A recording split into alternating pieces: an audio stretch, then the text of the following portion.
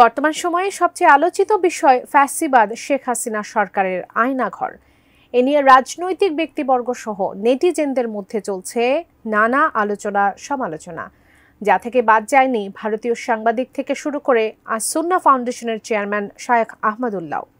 এবার আয়নাঘরের সেই কাঁঠাল গাছ নিয়ে কথা বলেছেন নেত্র নিউজের সম্পাদক তাসনিম খলিল।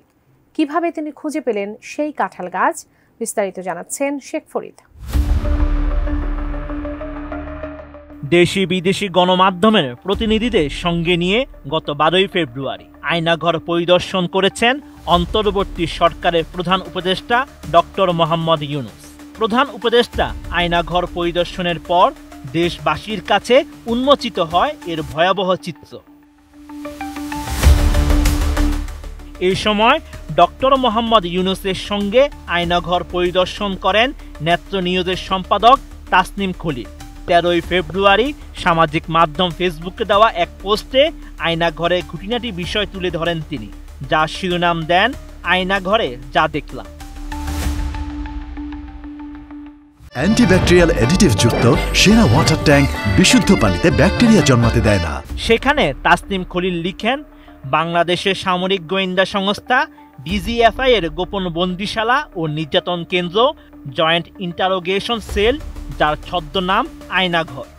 এই আয়নাঘর নিয়েই 2022 সালে নেত্র নিউজে প্রকাশিত হয়েছিল আয়নাঘরে বন্দী শীর্ষক প্রতিবেদনটি।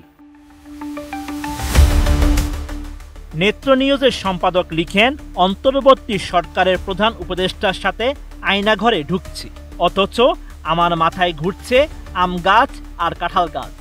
আম গাছ কি এমন, নাকি কাঁঠাল গাছ অমন? গাছ দেখলে চিনব তো? ঘটনা হলো, আমাকে এই আয়নাঘরের পাশে একটা কাঁঠাল গাছ খুঁজে বের করতে হবে। ফেসবুক স্ট্যাটাসে তাসনিম জানান, সবগুলো সেলের দেয়ালে নতুন রং করা হয়েছে, কটকটে গোলাপি।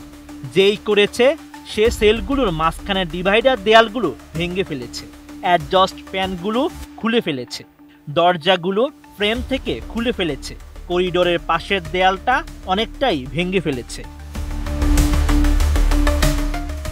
নেত্র নিউজের সম্পাদক আরও লিখেন, আমি ভাঙ্গা দেয়াল দিয়ে বাইরে তাকাই, ঠিক বাইরে কয়েকটা কাঁঠাল গাছ।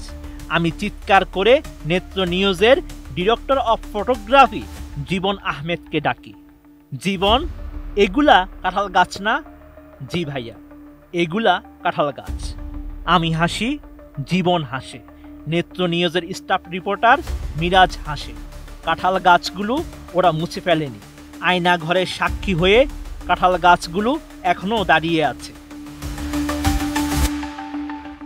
Sheikh Farid, ATN news.